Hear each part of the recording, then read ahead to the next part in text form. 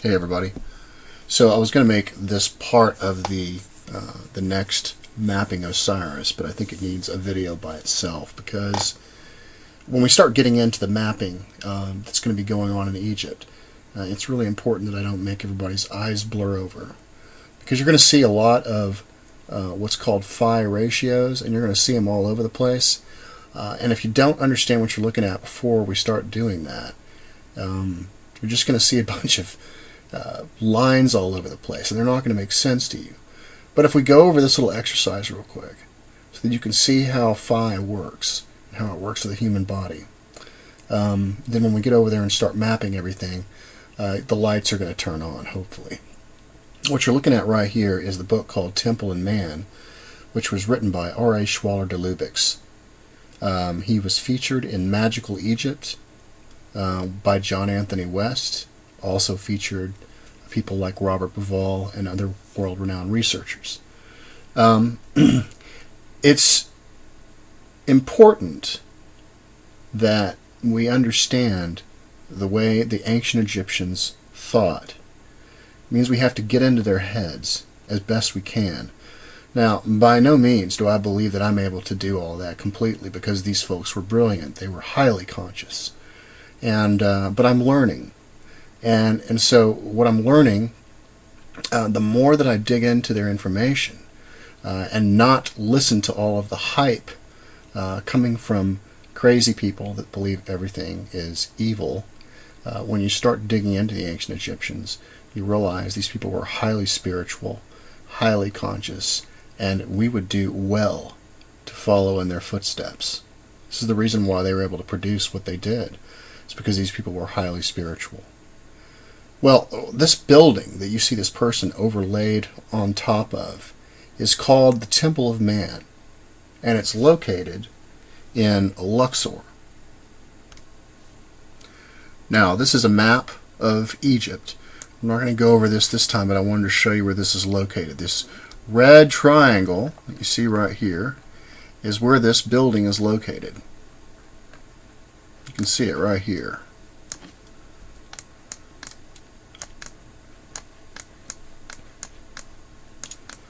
There it is. And R.A. Schwaller de Lubic's spent a good 17 years over there. He was a master alchemist. He understood the hieroglyphics the ancient Egyptians were showing. And it's really important to understand the way these people thought. This building right here, what he found out was that it maps to the human body. And as you go from one section to the next, there are hieroglyphics in these areas that talk about these various areas of the body. And by looking at the hieroglyphics and looking at the layout of this and the ratios that are contained in each one of these areas, from this to this to this, all the way up to the top, where this is the head, he figured out that what they were actually doing was mapping out the human body, and they were teaching about it.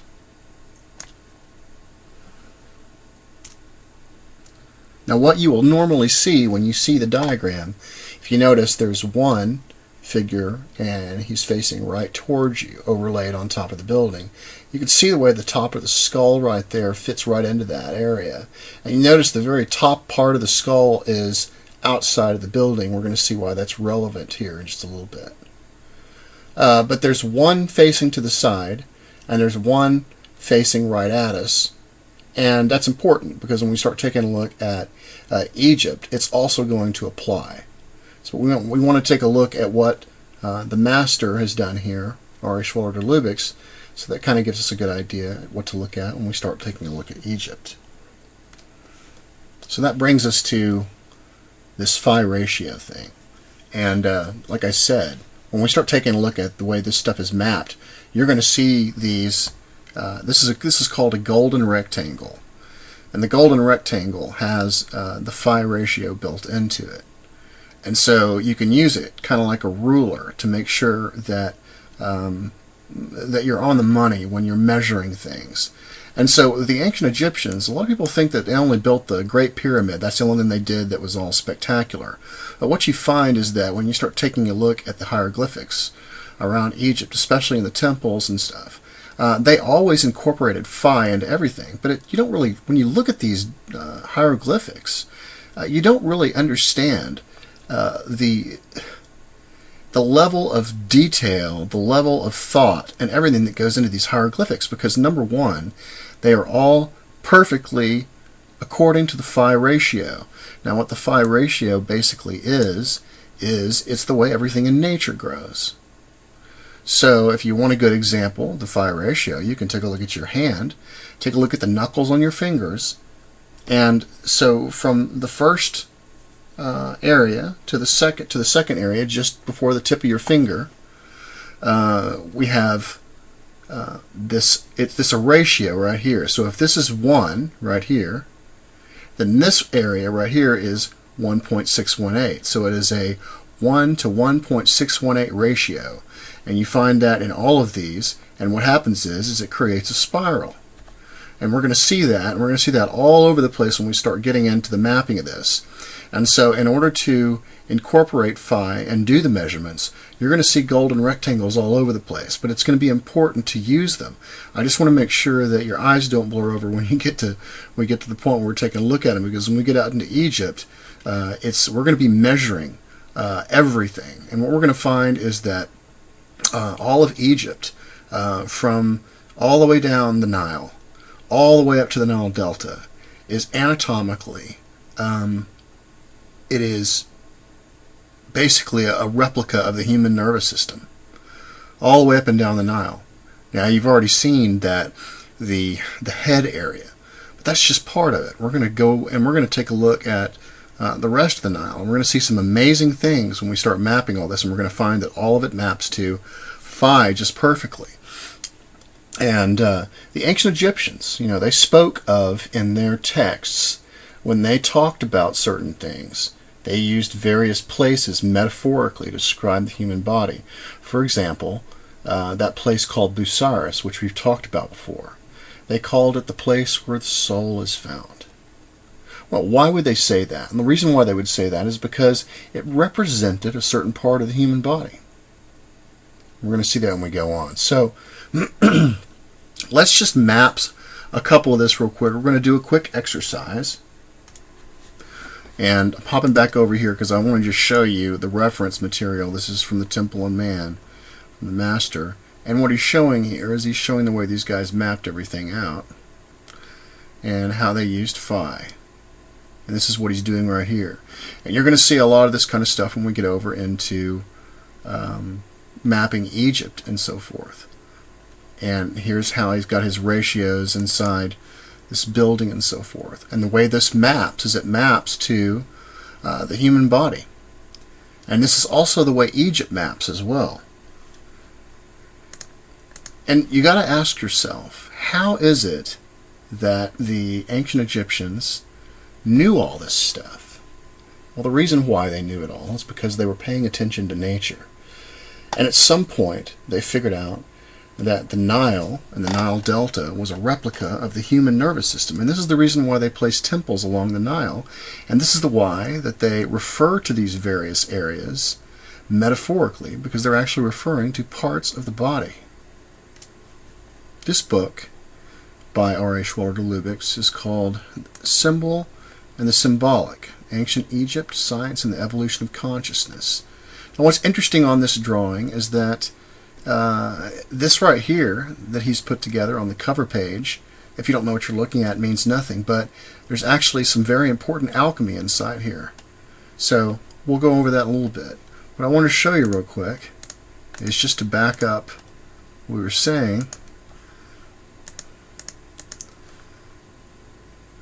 And this is what I have been continually saying, and it's true. And R.A. Schwaller-de-Lubicz here is saying that the symbolic attitude of ancient knowledge cultivated the intellect to the extent of perceiving all of the phenomena of nature itself as a symbolic writing revealing the forces of laws governing the energetic and even spiritual aspects of our universe.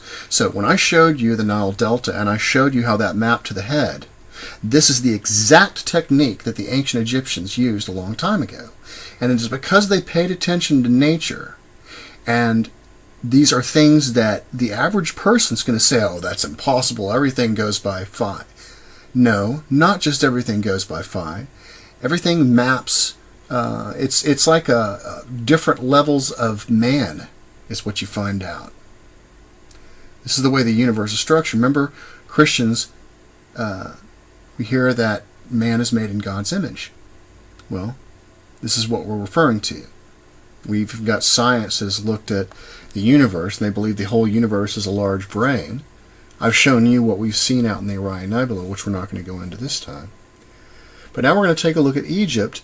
But before we do that, let's just map some phi. But I wanted to get the basics out of the way. I wanted you to see where I've referenced.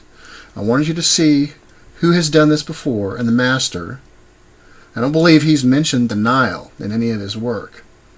And this is where we expand on this brilliant man, R.A. Hieroglyphics, which has not been given nearly the attention that he should have been given, because they try to hide this information. So let's do one of these real quick. So what we need to take a look at here is there are certain areas on these folks that you'll always see, and sometimes you'll see creases or cracks in the wall that correspond to these areas. But what we're going to notice here, you notice that, see how he's got a little belly button right there? Well, they put those belly buttons on these guys because your belly button is the first area when we map this golden rectangle. We're going to find that, let's just do that real quick. And we're going to map that real quick, and we're going to go from the bottom of their feet to that first area, which is his navel.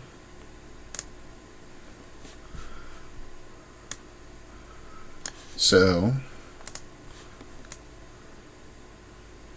right to the bottom of the feet. Doesn't matter where this is, because what these lines do on the golden rectangle here is they serve as markers. We can draw a line all the way across once we get this set. So we got to match this line, this first line, up with the navel, and once we do that, the top line is going to fall in place. The thing with these golden rectangles is, as we stretch them or if we shrink them, you have to remember that all of these are going to stretch and shrink. So if you're off on anything, it'll become very apparent, because everything expands as this gets bigger. So let's go ahead and move this down to where, probably should move that over just a little bit so I can see what I'm doing. And remember, it's got to be right at the bottom of the feet. And you can see that I'm a little bit high here, so I need to come down just a little bit more. Right there is on the belly button. Make sure I'm okay. So I'm right on the money. Now let's take a look here. So we need to find out where the top is. And when we move this thing over, what you're going to find on all of these guys is you're going to find that once you're mapped correctly, that this area at the very top of this spiral is always going to be situated right at the bottom of this cobra or whatever we see on these guys. Okay, so that's how we know that we're right on the money. And you can see that it's right on his belly, and you can see that it's the bottom of his feet. Notice the curves of the line, the way they follow. You'll notice that that's also used when they do their feet. You can actually see the way it comes up like that, and that's important sometimes. But here's our first one. Okay, so what you're going to also notice is there's a dividing line that goes down their body, and sometimes that's important also when we need to split down their body. But here's where we start having to draw more of these phi ratios, because what we need to be able to do now, for example, is say we need to measure the top of the shoulder area to the top of the head. Well, we're going to have to do another one. We need to make sure our lines are on. So we're going to have to copy this one and put another one out here. And what we have to do a lot, for example, we need to be able to, it'd be nice to be able to capture the knees where they are. So what we're going to do is we're going to take this thing and we're going to flip it vertically. Okay. So now we can kind of see, you see how that crease right there on the wall? And now you can see where the knee is. You see how all this phi stuff? So all these little golden rectangles that you see, they all start falling into place. And then what we do is we can start drawing lines through these lines. And we can see where all of these lines fall in. And we can see how the body is divided up into these various areas. And then, once we've done that, so we've flipped this around. So let's just go ahead and put it on top of the same guy here. So since we've flipped it vertically, and sometimes it's helpful just to put these how you need to in order to not interfere with any other lines if possible. Okay. So now what we've got going on, since we created two of these and flipped it, is we've got a lot more lines to work with. So now what we can start doing is we can start creating these various lines at each level and just marking them all the way across. And what that helps us do is when we're measuring the human body, it helps us figure out that we're right on the money, and it just keeps getting smaller. You see how these things keep getting smaller? So if we zoom in, notice how they keep getting smaller? Well, all that becomes very, very important as you start moving up the human body and you get from, say, the neck area or the shoulder area, and then you start moving into the brain. So let's say that we want to find out, since we placed that there, we want to find out where that's located. And we notice that that is going to be right under the lips. And this area right here is right on the bridge of the nose. So here's an example of this Egyptian alchemy and what they do here. Notice that the human spine, this is your spinal cord right here, which is what you use, and it comes down and it touches this pole here, here, and the back of your head touches it. And the reason why that they've got this thing bent over slightly to that, like that, is because the human, your human spinal cord will actually come up.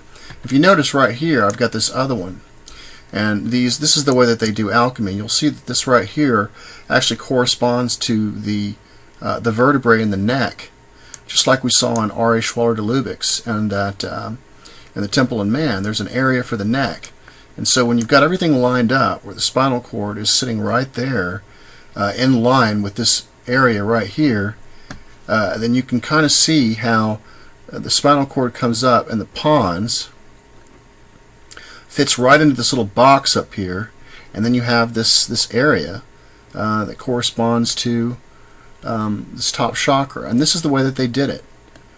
And this is apparent all over their art. You'll see it all over the place. And so these are spiritual teachings at a temple based on the human body. And so when you first look at this, you have no idea that this is what they're doing, but everything that these guys did, well, a lot of it anyway, had to do with alchemy. And it had to do with alchemy, and it had to do with the human body. They were master anatomists. And this is what everything that they did that I'm seeing so far is based on.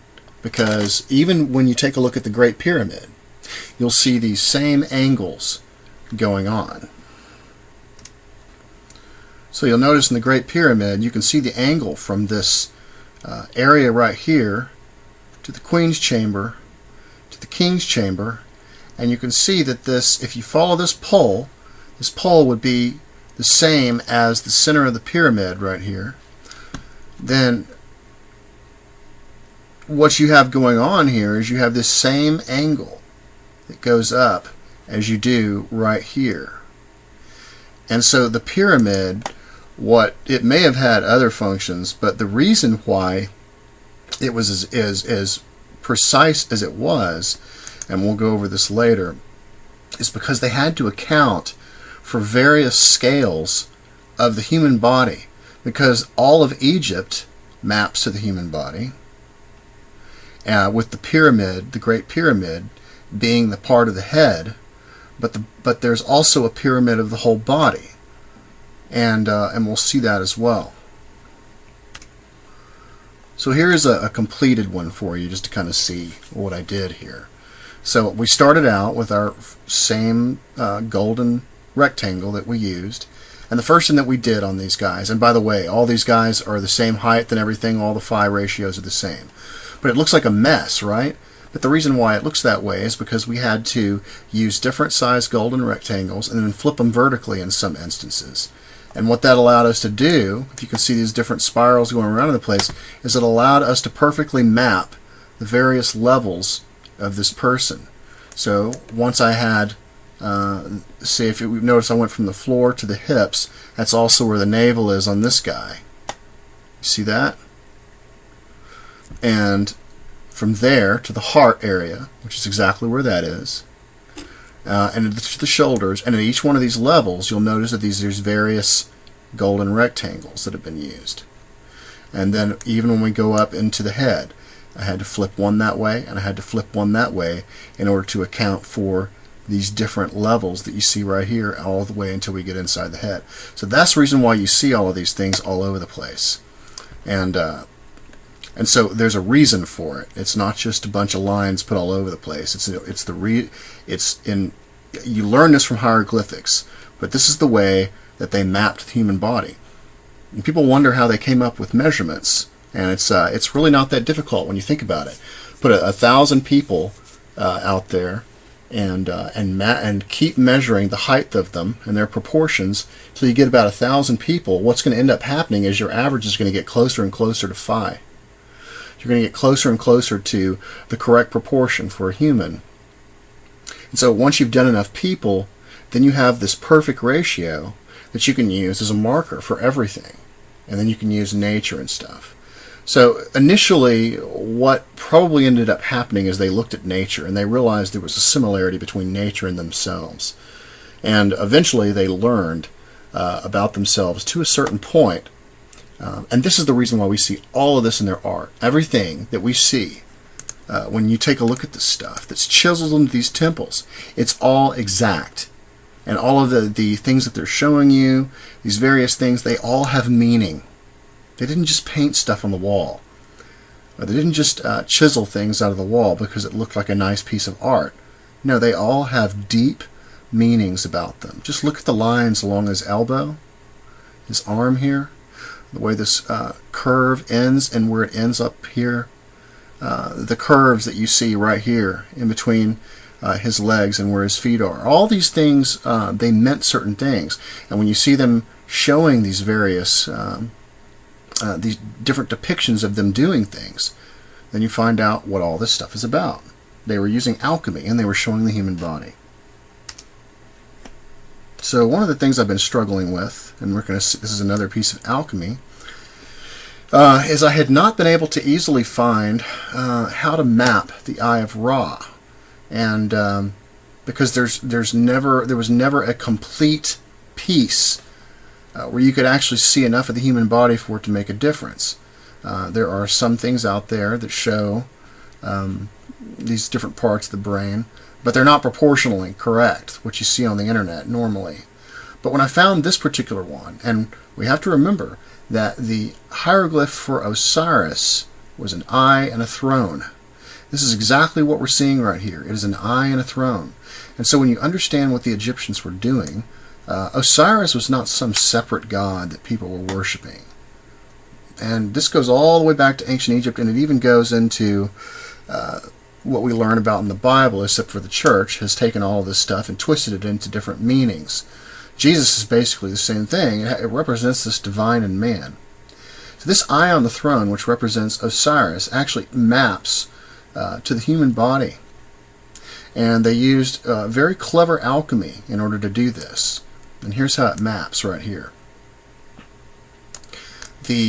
What you see right here, this is the front part of the head coming down the chin area. This right here this would be like right at the base of the skull. You see where that is right there? That would be right at the base of the skull. So when you place the spinal cord right down the middle of this thing, and you see how the pons comes up inside this little rectangular or trapezoid type area, which is right here. And you can see how everything falls in line, even down to the way this purple area is right here. And this area that you see right here, and the thalamus, and the back of the skull. All these areas map perfectly. So that's the way that the Eye of Ra, or the Eye of Horus, actually maps. And so when we see that eye on a throne now, it has nothing to do with worshiping some separate god. These had to do with the human body and understanding of the human body. Here's one more for you. You can see where I've got this mapped right at her navel, and you can see how her navel's at the same level as this table. And then you can see by adjusting the golden rectangle right there that the top of it ends up right underneath the cobra that you see right here. And this goes true for, you'll see different hieroglyphs where they'll have two different people, one taller than the other. But if you use a golden rectangle on them, you'll find that the phi on each one of those people will be correct. So this is what I wanted to show you in this video real quick. I wanted to show you phi. I want to show you the golden rectangle and tell you what it's all about, and let you know that they incorporated it into just about everything.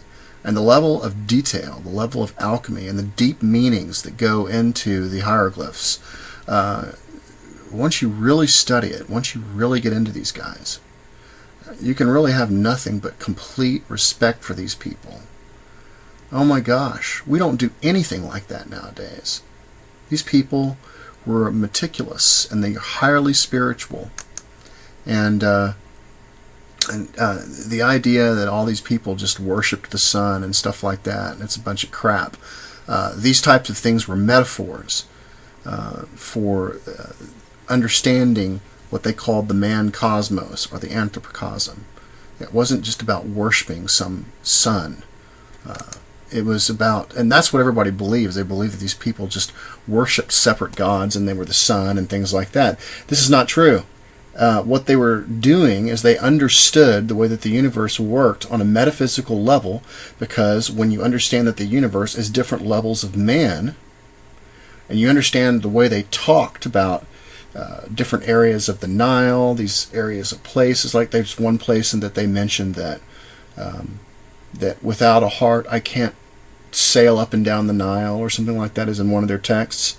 Because this is metaphorical for understanding that the whole Nile itself represented the human body all the way up to the Nile Delta. And these various temples that we're going to find when we start mapping to the human body, and by the way, it is absolutely amazing how exact that it is. We're going to see that some of these temples were placed right in key areas on the human body as well. So this is my thing on phi. So when you see all these rectangles all over the place, now you'll know why. They'll be flipped, they'll be different sizes and so forth in order to map the human body, which is exactly what we're going to be doing. So y'all take care, and I'll talk to you in the next part of Mapping Osiris.